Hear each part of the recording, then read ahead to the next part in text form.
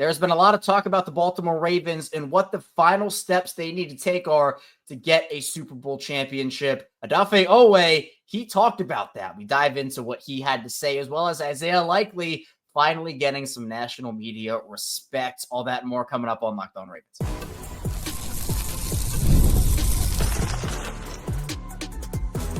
You are Locked On Ravens, your daily Baltimore Ravens podcast. Part of the Locked On Podcast Network, your team every day. Welcome into another edition of Locked On Ravens, your daily Baltimore Ravens podcast. I'm your host, Kevin Oestreicher of Ravens Wire, here with you on the Locked On Podcast Network, your team every day. Thanks so much for being here on this Wednesday, making Locked On Ravens a part of your day and your first listen each and every single day. Are free and available for you on all podcasting platforms. That includes in video form on YouTube, where you can like and subscribe to the channel, and in audio form where you can follow along and subscribe wherever you get your podcast 5 days a week here on Locked On Ravens, Monday through Friday. Plus, we have bonus episodes on the weekends when headlines permit. We go live after every Ravens game and every single piece of Ravens big news, and have something new coming your way as well. Sam and I will get to that as the show goes on. And thank you out there to all the everydayers, the first-time listeners, and if you're somewhere in the middle of that, thank you as well. Today's episode of Locked On Ravens is brought to you by FanDuel. Right now, new customers can get $150 in bonus bets when your first $5 bet wins. Sam Njoku of Ravens Talk Podcast is back with me here today. Still in that lull period in between minicamp and training camp, waiting for, honestly, Sam, this offseason, we've talked about it. It feels like a lot more news for the Ravens, a lot busier for the Ravens, which I love personally. Bring on the moves, bring on the transactions. I love it. But, we're getting now, this is, I think, the time of the offseason where we see the workout videos. We've seen Lamar Jackson, Zay Flowers, getting hyped for the year. I mean, the anticipation is certainly building up here for me. The anticipation is definitely building. And I will say that this is probably the first week where it's kind of a lull period for Ravens fans and pretty much anybody who's covering this team. So it is what it is. This is the month. Training camp starts this month, so that's great news. So I'm sure Ravens players are either, winding down, getting ready for it, or amping themselves up to get ready for training camp. But either way, good times ahead for sure. Yeah. And, for this Baltimore Ravens team, we know the expectations are sky high, Super Bowl or bust, and look, deservedly so. Their roster is stacked. And, I remember we talked just last week about how this is it's like the Monstars out there, that it's the Pro Bowl, All-Pro, unbelievable. It's the super teams. I think the word is a lot of people now, both nationally and locally, are using the word super team for the way the Ravens roster has really gone over the past couple of months. But we know, Sam, the game is not played on paper. It is played on the field. And for the Ravens, they have not been able to get the job done over the last handful of seasons, despite having some rosters that you could also maybe classify as super teams. And not to the extent I think this one is, but still very good rosters. Now, Odafe Oweh, he went on Sirius XM radio, and he talked about a couple of things. He talked about Jaire Alexander in that edition. We'll get to that in a couple of minutes, but I want to discuss him laying out essentially a blueprint in his eyes of how the Ravens can get over that hump, can get to a Super Bowl and win a Super Bowl, as well as what has gone wrong for them in the postseason. So he said, the question, first of all, was, what do you think it's going to take to get there and win a Super Bowl? What is life like in that building, knowing what the expectations are and what the expectation is? And Oweh said, quote, "It's a mental thing with us. Honestly, our roster has been superb over the past 3 years, to be honest. We've had great rosters, regular seasons. We've been dominant. We've hit the playoffs, and we've kind of lost that edge for whatever reason. To be honest, what we have to do is just take care of the football, cause turnovers. Our last game, we lost a turnover battle 3-0. If we can continue to be the type of defense we are during the regular season, if we play to our capabilities, we're going to win." And I agree with him here, Sam. And we've talked about it over and over again. I mean, like I have I've pulled up a very convenient graphic over and over and over again about this Ravens turnover battle. I mean, it is as relevant as ever, especially today here when we're talking about this. The Ravens in the playoffs and the losses in the Lamar Jackson era, 15 turnovers for the offense, just 2 takeaways for that defense, leading to a negative 13 turnover differential. So we've not just heard this message from Oweh, Sam. We've heard it from Marlon Humphrey. We have heard it from others. This Ravens team, turnovers are the name of the game, and it's not just on the defense to do it. It's also on the offense to not give the ball away as much as well. Yeah, this is the roster. I mean, we've seen it before. This isn't the first time the Ravens are going to enter the season with the best roster in football. and they've yet to win a championship. So I see the frustration. I see the pressure that puts on the roster as well. The players, I'm sure, as Oweh has pretty much portrayed, the pressure's on. You got the roster, get the job done. But yes, the offense needs to continue to play well as not turn the football over in pivotal moments. It's something that the Ravens have often found themselves doing, especially in the postseason. And the defense needs to take the football away. Obviously, getting Mike Green out of Marshall in the second round helps out a huge ton. Getting Odafe Oweh back, bigger, stronger. Looks like he's poised in his contract year to try and make some noise in that pass rushing ability. And also bringing in a guy like Jaire Alexander, helping to get coverage sacks. So all that helps with the turnover battle. But yes, for sure, whatever's going on in the postseason is definitely mental. It's not a skill thing. This team is the best team in football. I mean, I'm not afraid to say that. And so until someone proves otherwise, I'll continue to say it. But yeah, this team needs to get it done in the postseason, and it's mental for sure. Hopefully to figure it out, because Lamar Jackson needs one. And I think he'll get one sooner rather than later. Hopefully it's in 2025. Is this another classic case, Sam, of a guy just balling out in a contract year for Odafe Oweh, and he prices himself out of Baltimore? I mean, you mentioned it. Him adding on muscle and weight is a very good thing for his game. I think we've talked about that. He's very motivated, not just with these comments, but he says that, himself and the organization, the team is tired of losing. They're tired of finishing in spots where they shouldn't be finishing in. I think a motivated Odafe Oweh could really wreak some havoc on this league. I mean, is this the last we're going to see of Odafe Oweh in a Ravens uniform this season because he outperforms his expectations and maybe prices himself out? Do you think that's the path? It could be. I mean, bringing up next type of muscle and maintaining the speed will be key for him. So if he's found a way to do that, then yeah, it's a huge thing for him. I mean, we've seen it time and time again, especially with pass rushers during the last year of their season. They're going to go all out. They're going to try and get to the quarterback. They're going to be more relentless getting after the quarterback. And Odafe Oweh just seems to improve incrementally every single season. So I assume he's going to get better this year. And last season, he hit double-digit sacks. If he hits 12, 13, 14 sacks, oh yeah, he's going to be pressing himself out of Baltimore, especially considering the Ravens already have his quote-unquote de facto replacement and Mike Green already in the wing ready to go. So it's a big year for Odafe Oweh, and it'll be a great time for him to get hot, as the Ravens will need all the help they can get with the pass rush and, as we mentioned, getting those turnovers. I think, to me, the other big thing with Oweh in particular is we have seen the flashes, right? That's the big thing, where I think the flashes with Oweh are incredible, where, he'll have 3 sacks in a game against Pittsburgh. He looks like this dominant force. You're like, man, can he do this consistently? But then, he kind of disappears for a little bit. I know you and I have talked about that a lot, Sam. So the next step, there are multiple next steps he can take here. And, like we saw, for example, Nnamdi Madubuike grow and flourish in Baltimore. Now, Baltimore is able to reward him with a near $100 million contract. But do they have enough room to do that with Odafe Oweh with all the other extensions down the pipeline they have to figure out? I think that's a much tougher conversation. But Oweh also talked about the addition of Jaire Alexander, and Sam, he was asked about what his reaction was. He was like, what did a teammate text you? Did you figure it out on social media? What was it like? And he said his initial reaction was, hey, more sacks. All I said was, yes, sir. So he's excited. The team's excited. But then he clarified a little bit more in another answer where he said it's a mutual relationship. You do your job for us, and then when it comes down, when you need us, we'll beat our man in that under 3 seconds, and everyone will be happy. I've talked about this so many times with defenses, not even just Baltimore's defense, Sam, but with just defenses in general. It is a relationship between the pass rush and the secondary. Both honestly impact the other's performance, because you can have as much talent in the world in one of them. If the other's not performing up to expectation, that other unit will suffer. If you're allowing quarterbacks to have 6-7 seconds in the pocket just sitting there looking through reads, regardless of who you have and how good you are, it's going to be pretty impossible to cover guys for that long. And vice versa, even if the pass rushers win in under 3 seconds, well, if your guys can't cover, that ball's getting out in under 2 and you're in a heap of trouble. So I like the fact that Oweh mentioned this. Jaire coming in will make a big impact there.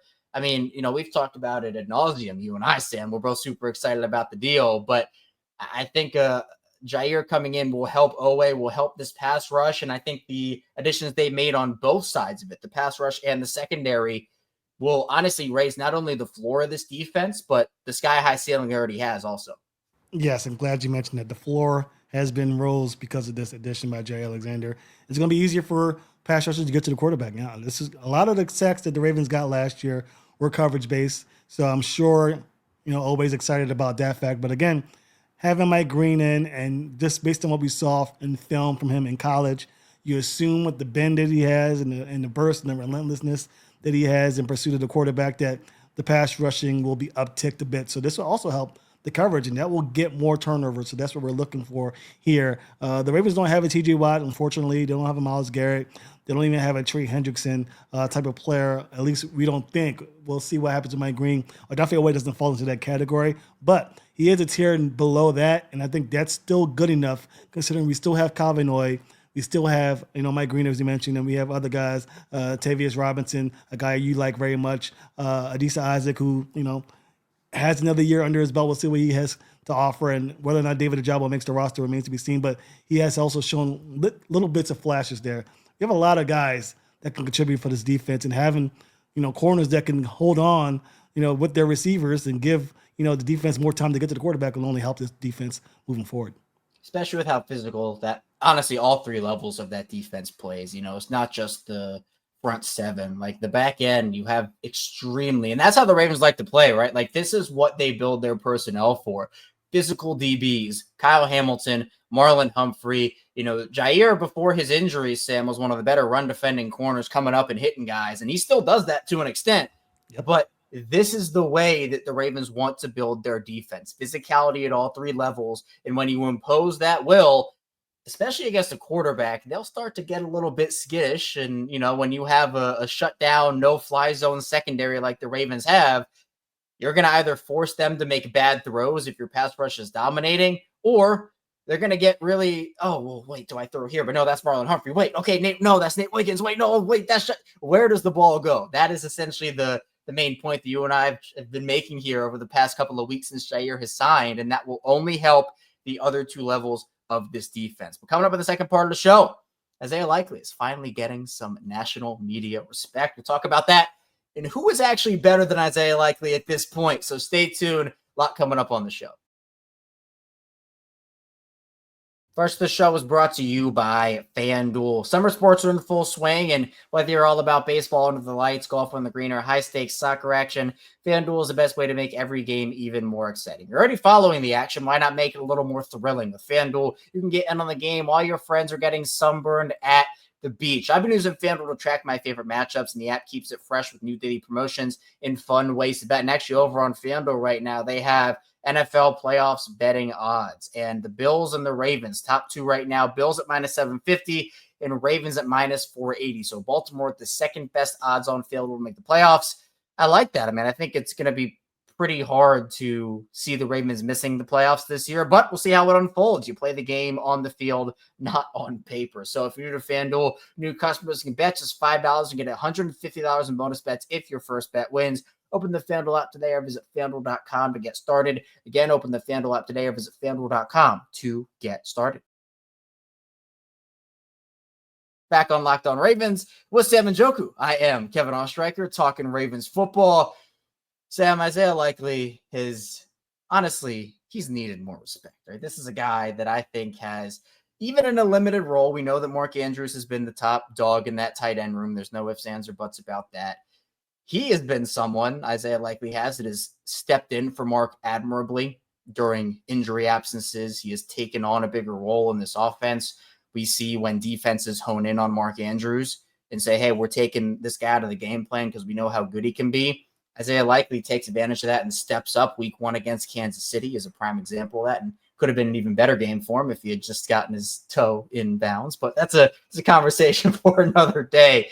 Field Yates, Sam on ESPN, talked about Likely, and I know you've seen this clip, and I want to react to your reaction to it, where Field Yates says, I think there's a chance that we're talking about Isaiah Likely as one of the 8 or 10 best tight ends in football in the next couple of years. Now, there was a report by Ian Rappaport right before the Ravens signed Jaire Alexander that says that the Ravens actually they view Isaiah Likely as a future, which is not like breaking news or anything, but I think it's significant that it is coming from a guy like Ian Rappaport. And he says he knows the Ravens see him as the future of the tight end position. Now, your response to Field Yates was essentially I'll quote you right here. Quote, next couple of years, name 7 tight ends better than him right now. So I'm going to put you to the test, Sam. Name 7 tight ends better than Isaiah Likely right now, or is the answer you cannot do it?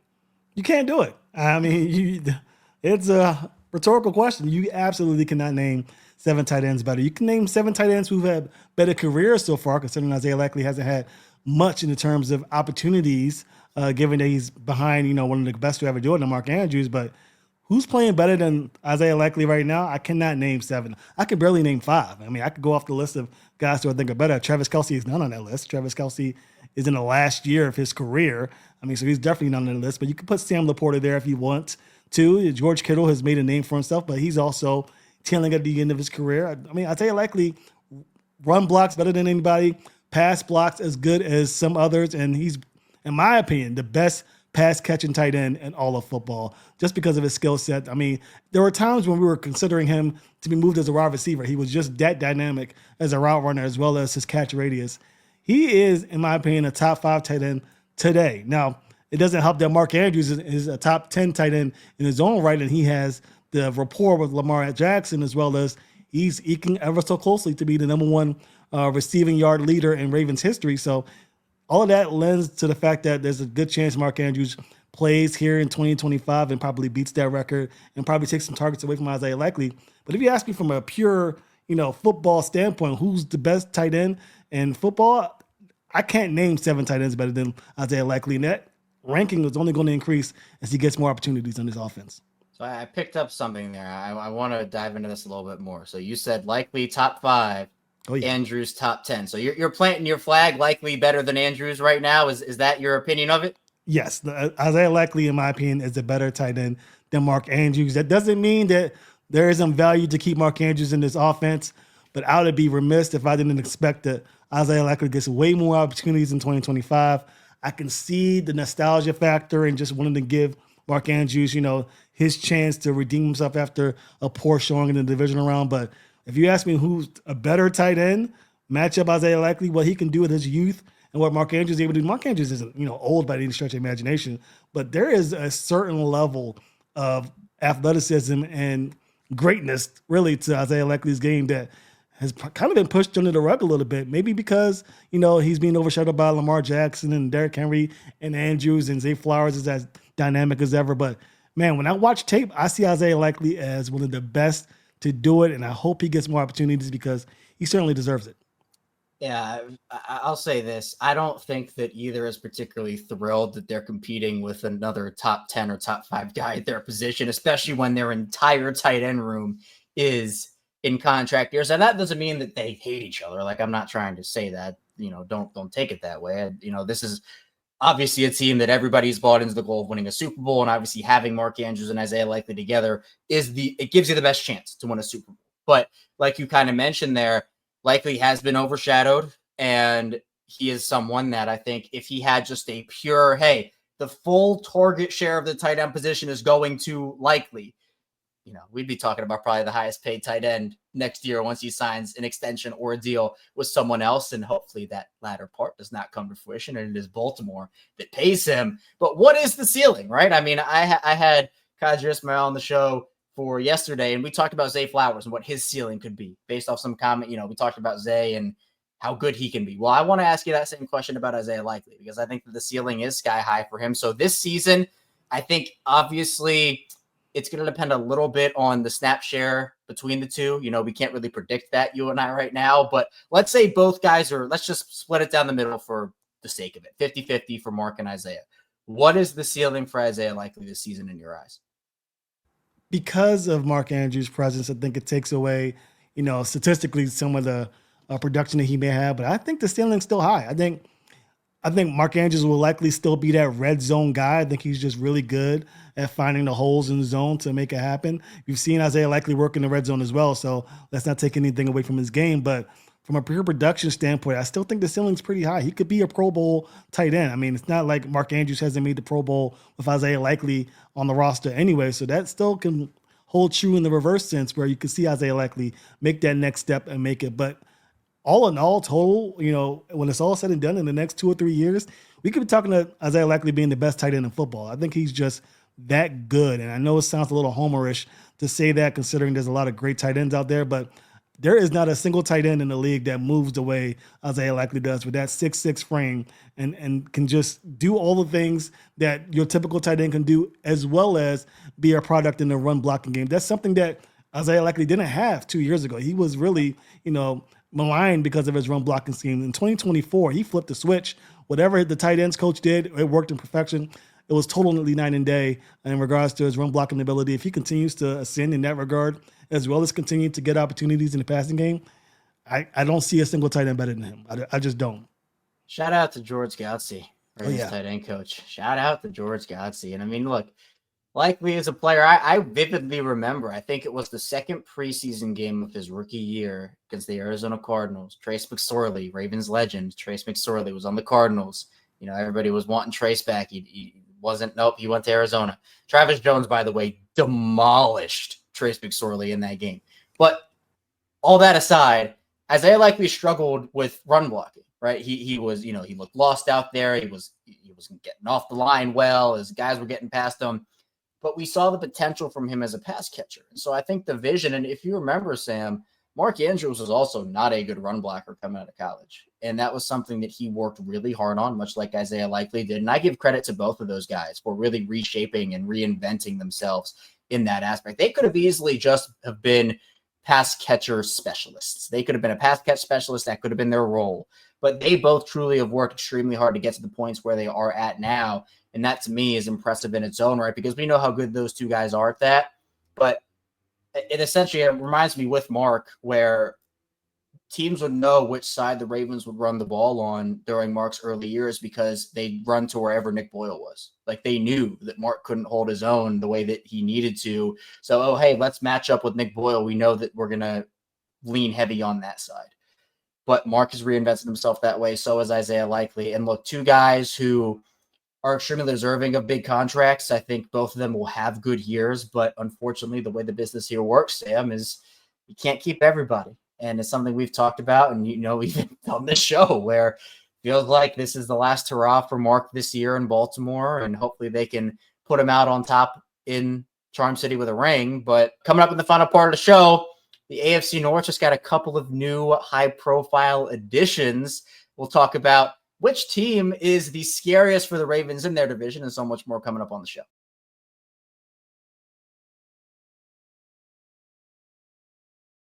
Back here, Locked On Ravens, Kevin Oestreicher, Sam Njoku, talking all things Ravens football here.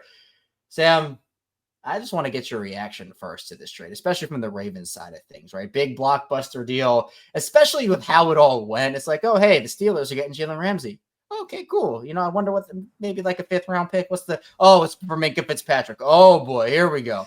Oh wait, Jonnu Smith for a late round pick swap. Wait, what's going on here? So essentially, all the terms of this deal, and I talked about this yesterday with you, Jalen Ramsey and Jonnu Smith into Pittsburgh along with a 7th round pick. Going out is Minkah Fitzpatrick and a 5th round pick. Now, Q and I had differing opinions on this, so you're going to be the tiebreaker. I thought it made Pittsburgh a little worse.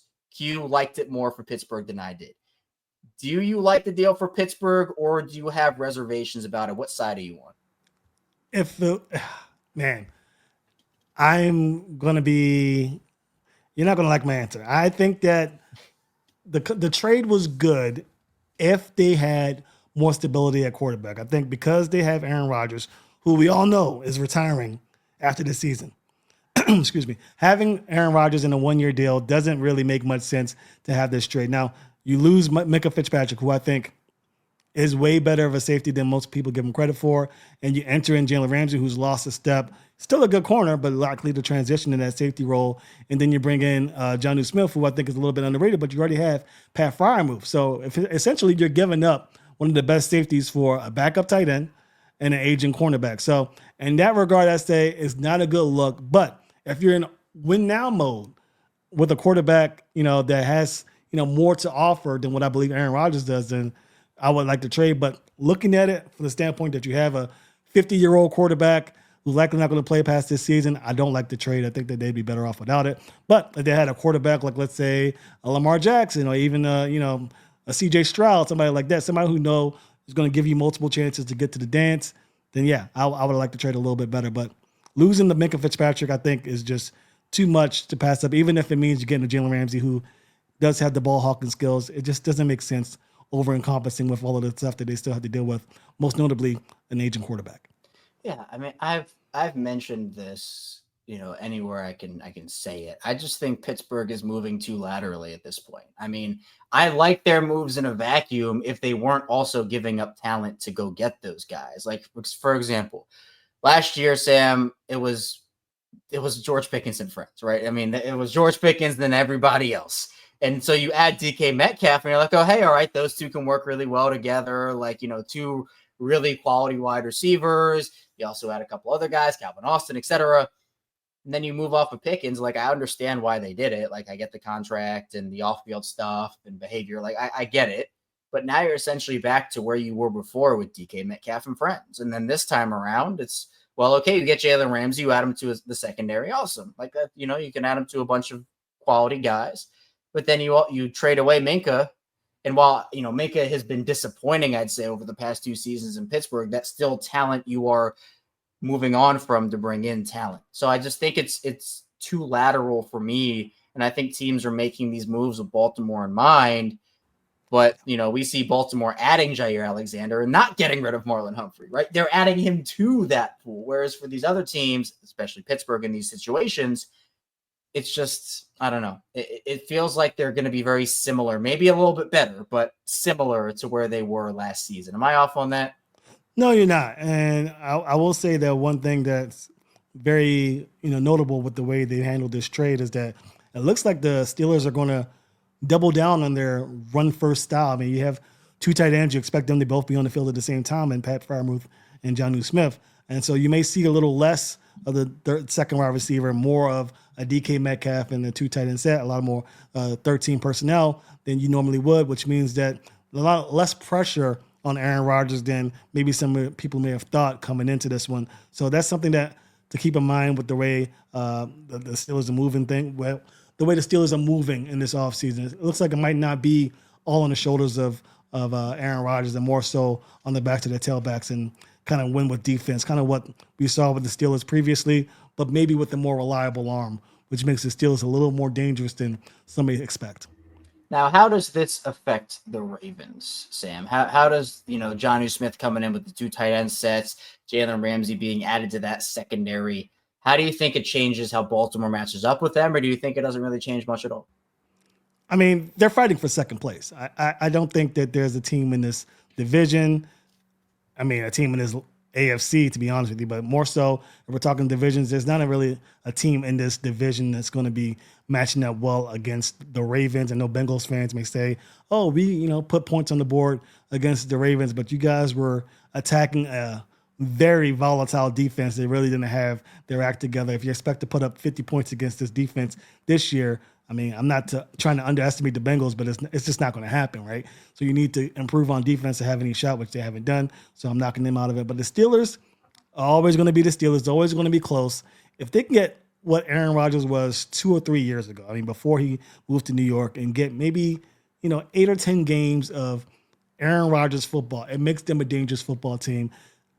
That's very tough to gamble against, considering, again, the only quarterback who's ever played this good, well, at least the style of play that the Steelers are expecting as they're trying to push to a Super Bowl, is Tom Brady. And Aaron Rodgers is not playing like Tom Brady did during this time. So I'm very pessimistic on how the Steelers team is going to handle this transition to Aaron Rodgers this season. And that's really the only chance they have to get past the Ravens if Aaron Rodgers plays like the Aaron Rodgers who was that guy that won the championship all those years ago. And that's just asking a lot from a guy who already has 1 foot out the door. I mean, we've seen it. He's already talking about retirement. It's just not it. The Steelers are the one team that has a shot to dethrone the Ravens. I'll say that, but it's a long shot. And so that tells you really much how great the Ravens are. this just goes back to the lateralness where I just don't think Aaron Rodgers is that big of an upgrade over Russell Wilson. Like, sure, again, like I think overall they'll be a little better, but it's not like you're right. They didn't bring in a Lamar Jackson-esque, CJ Stroud-esque, Jordan Love-esque, whatever type of quarterback you want to put in that conversation. Aaron Rodgers is not prime Aaron Rodgers anymore. He's far from it. And again, it just feels like lateral to somewhat like a tiny margin of improvement moves that might get him an extra win, but maybe not much more than that. So you said that Pittsburgh's the only team that you think has a chance against Baltimore in the division. I tend to agree with you. I'm not very high on Cincinnati, not very high on Cleveland, but let's talk about AFC North fear factor here because, I think we both are pretty locked in on the Steelers being 2. I have it Bengals 3, Browns 4. I really don't expect much of anything from the Browns this season, but the Bengals are an interesting case study with kind of what you mentioned of, well, we know they're going to put up points, but they're going to give them all right back. And they are a team that, look, at least the Steelers upgraded. I do not think the Bengals upgraded at all. They honestly downgraded in a lot of different. They kept their core, but all those guys were there last year. They didn't get better. They might have to trade Trey Hendrickson. I don't know what's going on there. The Bengals are a team that, yes, you got to respect Joe Burrow, got to respect Jamar Chase, got to respect D. Higgins, but it's a team that I fear. Maybe they'll take one game if Baltimore has a bad outing, but again, like you mentioned, if you want to go off of last year, it's a lot better defense than what the Bengals saw, even if you want to just go back to the second half of the season. I mean, when I think about the Steelers, I think about the division, the wild card round of the playoffs. I mean, they could not stop Derrick Henry. They did not have what it takes to stop the run. And they really didn't make any offseason moves, maybe through the draft, to address that. And now you go to the Bengals, who are horrendous on defense. And you saw they had a chance. They had a chance, Kevin, in the offseason to trade T. Higgins, get some out of some draft capital or a premier player on defense to really push that defense to at least be mediocre. And they failed to do so. They hung on the gripes of Joe Burrow, got T. Higgins. I mean, listen, that's a great trio. Joe Burrow, Jamar Chase, and T. Higgins. And that's it. Trey Hendrickson, 17 sacks last season. He's likely gone. Shamar Stewart, raw talent, but still has potential, hasn't set foot on the field because you refuse to work with him to get a contract done. And those two guys, if you don't have one, let's say you just have one. Let's say you get Shamar Stewart signed, but Trey Hendrickson gets traded away, or Shamar Stewart decides to sit 6 or 10 games and you get Trey Hendrickson before the start of the season.